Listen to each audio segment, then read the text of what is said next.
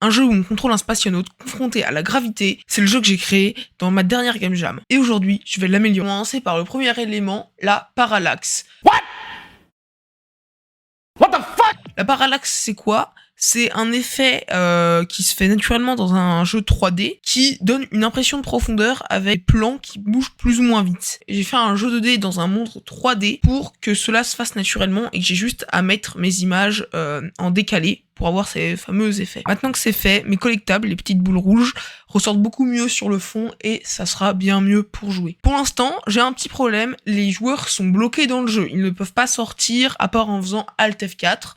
Donc, je vais créer un nouveau menu avec un bouton quitter pour qu'il puisse quitter. Maintenant, je vais rendre ça plus beau. C'est quand même bien mieux comme ça. Pendant que je suis dans les interfaces, je vais refaire celle des points et du temps, tout ça. Bon, c'est quand même plus clean maintenant. J'ai tout mis au premier plan, ajouté un petit effet sur le score qui le fait grossir un peu. D'après le seul commentaire que j'ai eu sous mon jeu, la personne a eu du mal à comprendre le système de mouvement, donc on va refaire ça. Mon ancien système de mouvement, c'était du drag and drop un peu. Pour remédier au fait que les gens ne comprennent pas, je vais créer un faux temps de chargement qui sera en réalité un mini tuto.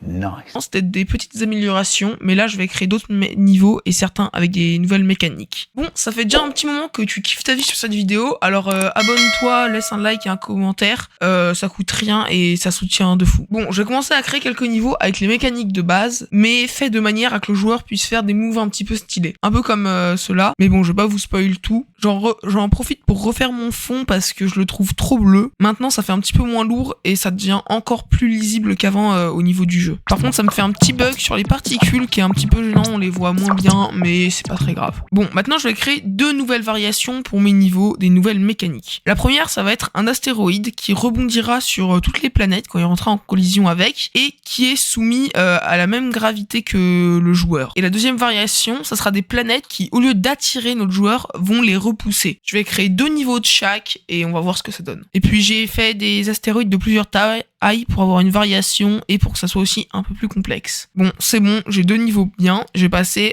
aux planètes. Bon, là j'ai mis la répulsion un petit peu forte, donc c'est un peu le bordel, mon perso part partout, je vais la baisser un peu. Ok, maintenant que c'est fait, ça devient tout de suite plus fluide et beaucoup mieux. C'est pas tout d'avoir plusieurs maps, mais faut pouvoir les choisir. Donc je crée un menu où on pourra choisir chacune des maps. Ok, ça c'est fait, bon le menu a pas besoin d'être hyper stylé tant qu'il marche. Il me reste un petit problème, la musique, parce que elle pue. Non mais vraiment, écoutez-moi ce truc.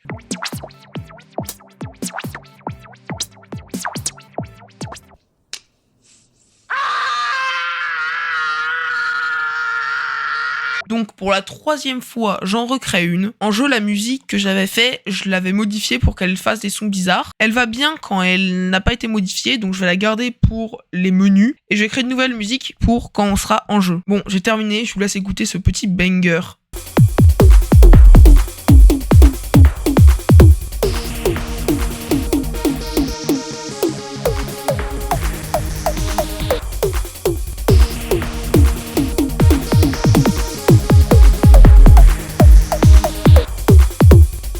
C'est déjà la fin de cette vidéo, mon jeu est disponible sur itch.io avec le lien dans la description. Et sur ce, j'espère que ça vous a plu. Ciao!